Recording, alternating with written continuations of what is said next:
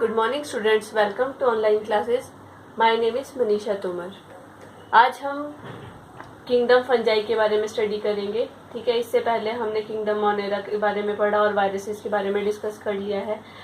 तो ये नया किंगडम है जिसमें जो ऑर्गेनिजम्स हैं वो कैसे हैं, नॉन क्लोरोफिलस हैं, हेटेरोट्रॉफिक ऑर्गेनिजम्स हैं। ठीक है, फंगस इसमें नॉर्मली हम कंसिडर करते हैं। ठीक है, तो study of fungi is called mycology, where mykes stand for mushroom. ठीक है, माइकोज, यहाँ पे माइकोलॉजी में माइकोज जो वर्ड लिया गया है, it is a Greek word which means mushroom, and logos means to study. It is a study of mushroom. ठीक है, इसमें ज़्यादातर हम जैसे बेसिडियोमाइसिट्स वगैरह पढ़ते हैं तो उसमें मशरूम को कंसिडर करते हैं, इसलिए इसका नाम माइकोलॉजी कर लिया गया है। इसकी जो स्टडी है उसको माइकोलॉजी कहते हैं।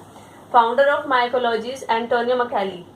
ठीक है, सबसे पहले इन्होंने स्टडी किया था तो इनको फादर ऑफ माइकोलॉजी भी बोलते हैं। He is also the founder of mycology. Father of modern mycology is Anton de Bary.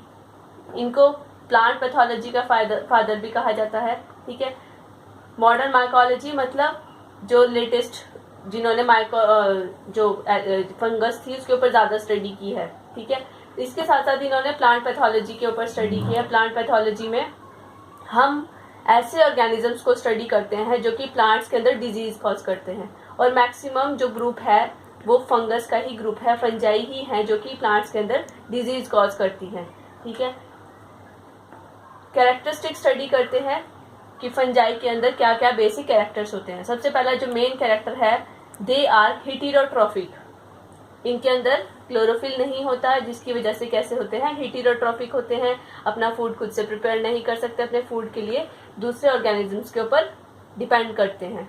ठीक है, तो यहाँ पर दो मोड्स ये फॉलो करते हैं, one is parasitic mode and another one is saprophytic mode. तो जो पैरासिटिक मोड को फॉलो करते हैं उनको पैरासाइट्स बोलेंगे, और जो सैप्रोफिटिक मोड ऑफ न्यूट्रिशन को फॉलो करते हैं दोज आर सैप्रोफाइट्स। इसके साथ साथ एक और ग्रुप होता है इसमें सिम्बायंट का। ठीक है, सिम्बायंट होते हैं जो कि म्यूचुअल रिलेशनशिप में रहते हैं किसी और ऑर्गेनिज्म से, जिससे वो अपने फूड को ऑब्टेन करते हैं। ठीक है, जैसे इसमें लाइकेंस है, माइकोराइजा है, वो आ जाएंगे। तो सबसे पहले पैरासिटिक फंजाई की बात करते हैं। तो पैरासिटिक में भी दो तरह के ग्रुप्स में ये डिवाइडेड है, one is obligate parasites and another one is facultative saprophytes. Obligate parasites कौन से फंगस हैं जो बेसिकली हैं क्या, पैरासाइट्स हैं, और पैरासाइट्स की तरह ही रहती हैं। ये अपना फूड को किसी भी लिविंग ऑर्गेनिज्म से ही ऑब्टेन करती हैं। तो ये कैसी हैं, स्पेसिफिक फंगस है। ठीक है, स्पेसिफिक पैरासाइट्स हैं ये सारे। ठीक है, इनको अपना कोई होस्ट चाहिएगा जिसके ऊपर ही ये ग्रो करके उससे अपने फूड को ऑब्टेन कर सकती हैं। Another category is facultative saprophytes. ये है तो पैरासाइट्स, मतलब इनको लिविंग होस्ट चाहिए अपने फूड को ऑब्टेन करने के लिए, ग्रो करने के लिए, लेकिन अगर इनको ऐसा कोई भी होस्ट नहीं मिलता जो लिविंग है, तो उस कंडीशन में ये किसी भी डेड ऑर्गेनिज्म से या डेड ऑर्गेनिक मैटर से भी अपने फूड को ऑब्टेन कर सकती हैं। तो उन्हें कहते हैं फैकल्टेटिव सैप्रोफाइट्स। मतलब है तो पैरासाइट्स बट फैकल्टेटिवली ये सैप्रोफाइट्स की तरफ भी बिहेव कर सकती है। सैप्रोफाइट्स कौन सी फंगस है, जो कि अपने फूड को डेड ऑर्गेनिक मैटर से ही ऑब्टेन करती है। तो जो ऑब्लिगेट सैप्रोफाइट्स की कैटेगरी है, ये वो फंगस है जो टोटली सैप्रोफाइट्स की तरह एक्ट करेगी। मतलब ये किसी भी लिविंग ऑर्गेनिज्म के ऊपर ग्रो नहीं कर सकती, इसको कोई डेड ऑर्गेनिक मैटर ही चाहिए जिसके ऊपर ये ग्रो करके अपने फूड को ऑब्टेन कर सकती है।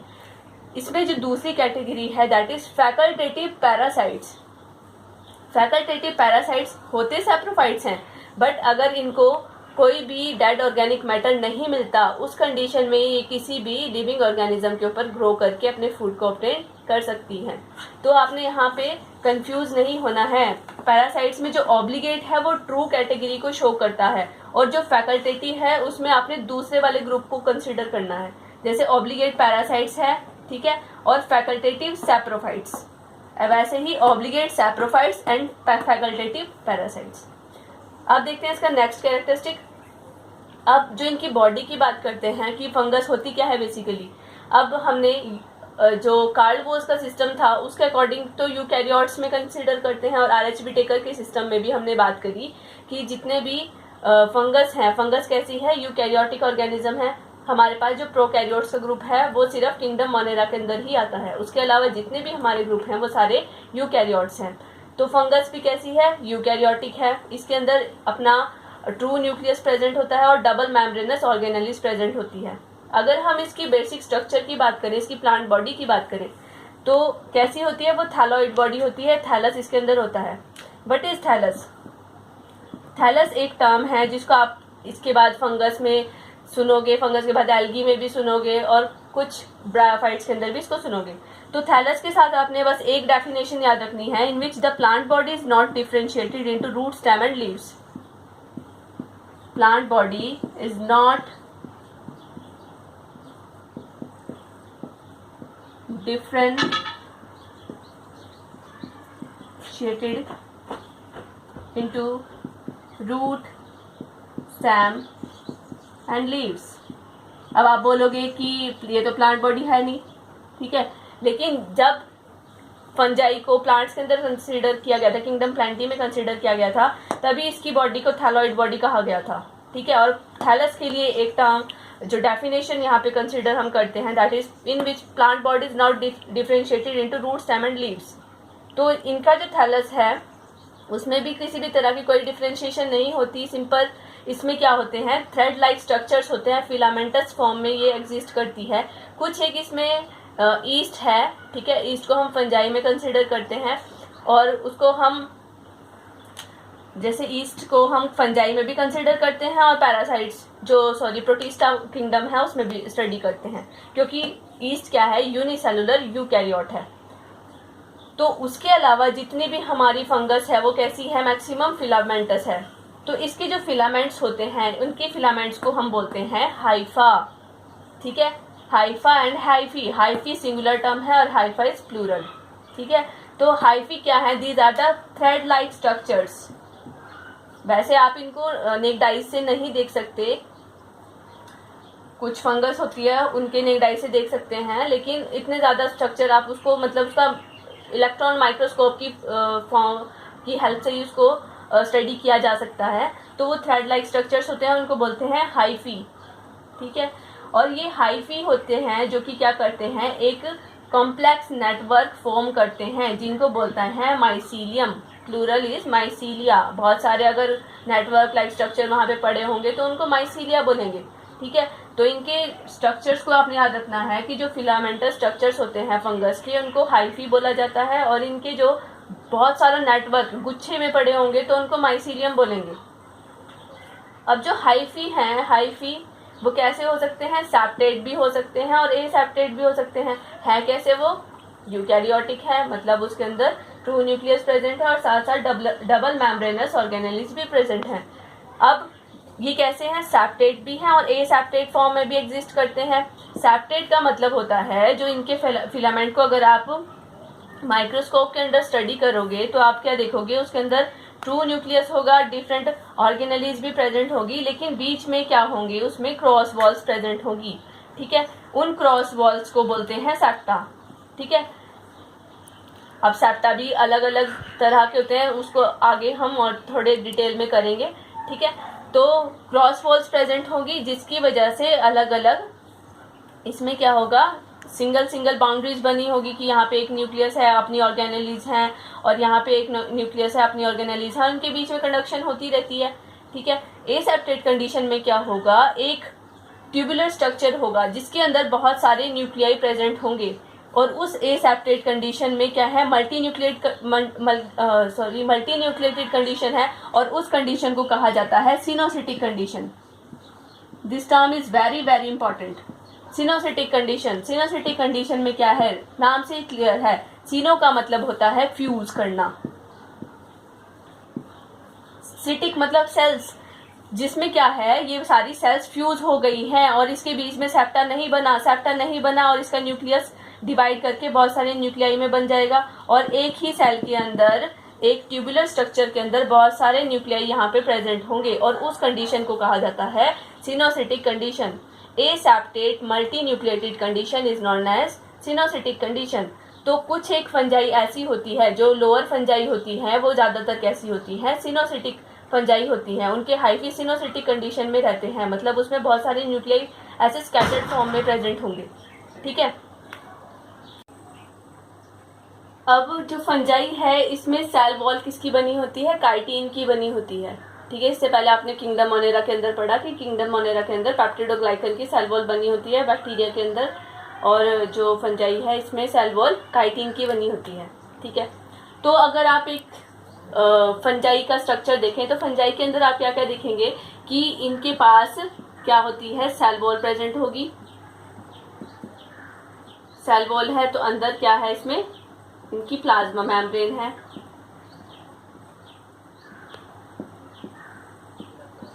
प्लाज्मा मेम्ब्रेन, और इसमें क्या है, अंदर साइटोप्लाज्मा है। तो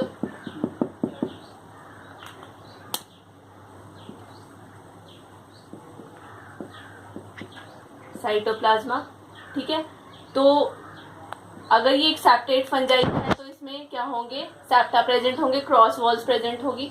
ठीक है, और अगर ए सेप्टेट है तो यहाँ पर ये क्रॉस वॉल्स नहीं होंगी।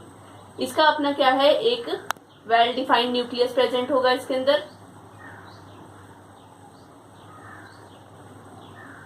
तो एक यूकैरियोटिक सेल है तो जितनी भी यूकैरियोटिक सेल के अंदर ऑर्गेनेलीज होती हैं वो सारी इसके अंदर प्रेजेंट होगी। न्यूक्लियस है इसका, न्यूक्लियर मेम्ब्रेन, इस तरह से पोरस होती है, इसके अंदर अपना इनका जेनेटिक मटेरियल है, और यहाँ पे न्यूक्लियोसोम प्रेजेंट होगा। इसके अलावा यहाँ पे प्रेजेंट होंगे एंडोप्लाज्मिक रेटिक्यूलम, एंडोप्लाज्मिक रेटिक्यूलम, ठीक है, रफ एंडोप्लाज्मिक रेटिक्यूलम हो सकता है और स्मूथ एंडोप्लाज्मिक रेटिक्यूलम हो सकता है। ठीक है, इसमें जो गोल्जी बॉडीज हैं, गोल्जी बॉडीज की जगह डिक्टियोसोम्स प्रेजेंट होंगे।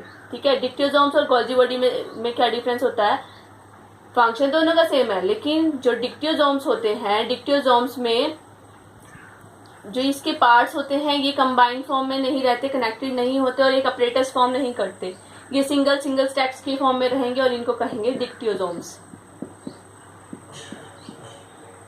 ठीक है, इसके अलावा इसके अंदर अपने राइबोसोम्स होंगे,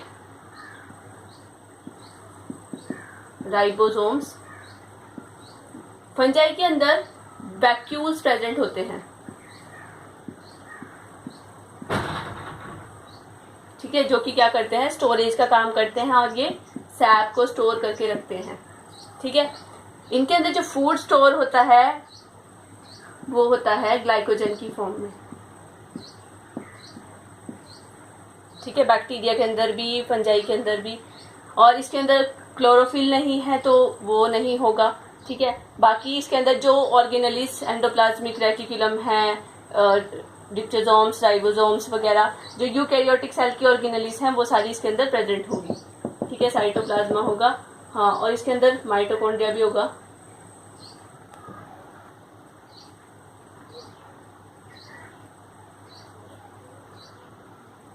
इस तरह से माइटोकॉन्ड्रिया।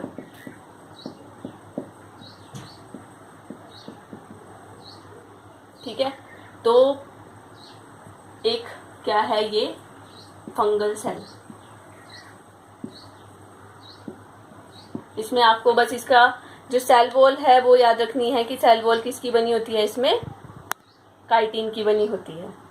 ठीक है, फिर बात करते हैं इसमें रिप्रोडक्शन की बात करते हैं। इसमें क्या है, जो लोअर फंगस है वहां से जैसे जैसे आप हायर फंगस की तरफ ग्रो करते रहते हैं, मूव करते हैं, तो वहां पर आप देखोगे कि रिडक्शन होती रहती है सेक्सुअलिटी में। तो इसमें एक तरह तो 3 तरह के रिप्रोडक्शन पाए जाते हैं, वेजिटेटिव भी होगा, एसेक्सुअल भी होगा, बहुत सारे मेथड्स होते हैं इसमें, और सेक्सुअल मेथड भी होगा। ठीक है, सेक्सुअल मेथड के भी बहुत सारे इसमें और मेथड्स हैं। ठीक है, उसको बाद में हम डिटेल में करेंगे, लेकिन ग्रेजुअल डिक्रीज होता है सेक्सुअलिटी में। लास्ट में जब आप ड्यूटेरोमाइसिट्स को स्टडी करोगे तो उसके अंदर सेक्सुअल रिप्रोडक्शन नहीं होता, उसको फंजाई इम्परफेक्टाई बोलते हैं, क्योंकि उसके अंदर रिप्रोडक्शन एब्सेंट होता है। ठीक है, और इसके अंदर फूड की बात हो गई, रिप्रोडक्शन की बात हो गई। अब जो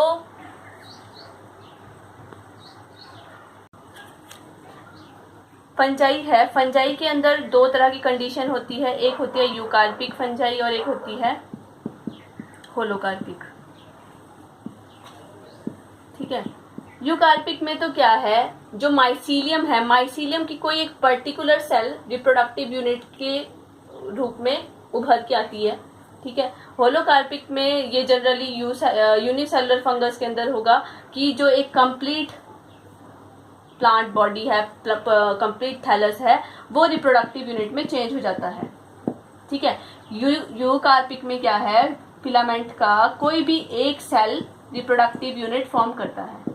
ठीक है, तो उस फंगस को यूकार्पिक फंगस बोलते हैं। तो ज्यादातर जो फंगस है, हमें पता है फिलामेंटस है, तो फिलामेंटस फंगस में माइसीलियम की फॉर्म में होगी, फिलामेंट की फॉर्म में होगी, तो उसकी कोई भी एक सेल रिप्रोडक्टिव यूनिट के फॉर्म में चेंज हो जाएगी, उसे कहेंगे यूकार्पिक फंजाई। और जिसमें होलोकार्पिक है, मतलब वो सिंगल या पूरी सेल क्या करेगी, पूरी जो फंगस है वो अपने आप को रिप्रोडक्टिव यूनिट की फॉर्म में चेंज कर लेगी। ठीक है, उसको बोलेंगे होलोकार्पिक। अब फ्लैजिला की अगर हम बात करते हैं इसके अंदर, अब जो लोअर फंगस होती है उसमें ज्यादातर फ्लैजिला प्रेजेंट होते हैं, जो इनकी बॉडी होती है। फ्लैजिला इसमें दो तरह के होते हैं, एक है whiplash and another one is tinsel. ठीक है, इसमें दो टाइप्स हैं, आइसोकॉन्ट एंड हिटेरोकॉन्ट। आइसोकॉन्ट का मतलब होता है कि हमारे पास एक फंगस की जो फंजाई है उसकी एक सेल है। ठीक है, फंगल सेल है, फंगल सेल में दो फ्लैजिला हैं, वो दोनों एक जैसे हैं। ठीक है, तो वो होंगे आइसोकॉन्ट। हिटेरोकॉन्ट में क्या है, दोनों अलग अलग होंगे। ठीक है, एक छोटा है एक बड़ा है, या एक ऐसा है विप्लेश है और एक टिंसल है। विप्लेश का क्या मतलब होता है, ये सिंपल फिलामेंट की फॉर्म में रहता है, वो है विप्लेश फ्लैजिला। टिंसल है कि जिसमें जो हमारा फ्लैजिला है, फ्लैजिला में फ्लीमर लाइक हेयर्स प्रेजेंट होते हैं, इनको कहते हैं फ्लीमर हेयर। ठीक है, विप्लेश है स्मूथ फ्लैजिला और टिंसल है जिसमें छोटे छोटे हेयर्स प्रेजेंट होंगे। तो इस तरह के फ्लैजिला लोअर फंजाई में देखने को मिलते हैं। ठीक है, फिर इसकी क्लासेस आती हैं कि फंजाई में कौन कौन सी क्लासेस हैं। इसके अंदर जो मेन क्लासेस आती हैं, सबसे पहले इसमें कई हम मिक्सोमाइसीड्स को भी कंसिडर करते हैं। मिक्सोमाइसीड्स में जनरली स्लाइम मोल्स आते हैं। ठीक है, फिर है इसमें फाइकोमाइसीड्स,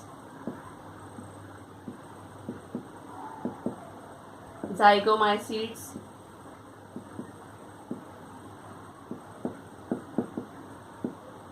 एस्कोमाइसीड्स, बेसिडियोमाइसीड्स,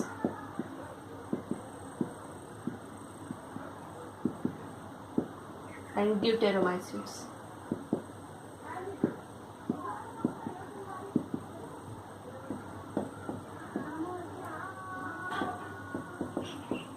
ठीक है, ड्यूटेरोमाइसीड्स में जो भी फंजाई हमारे पास ऐसी है जिसमें सेक्सुअल रिप्रोडक्शन एब्सेंट होता है, उसको हम ड्यूटेरोमाइसीड्स में डाल देते हैं, इसलिए इस ग्रुप को बोल देते हैं फंजाई इम्परफेक्टाई।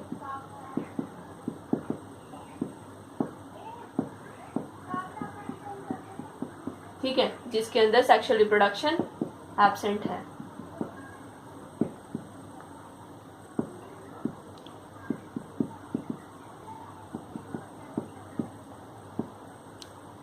ठीक है, तो सबसे पहले हम थोड़े से कैरेक्टरिस्टिक्स इन क्लासेस के करेंगे। ठीक है, उसके बाद हमारे पास फिर बचते हैं रिप्रोडक्शन की टाइप्स, और उसके बहुत सारे मेथड्स हैं। फंजाई के अंदर बहुत वैरायटी ऑफ रिप्रोडक्शन होता है, और जो फंजाई होती है वो कैसी है, यूबिक्यूशियस है, मतलब हर जगह पाई जाती है, कॉस्मोपॉलिटन टाइप की है।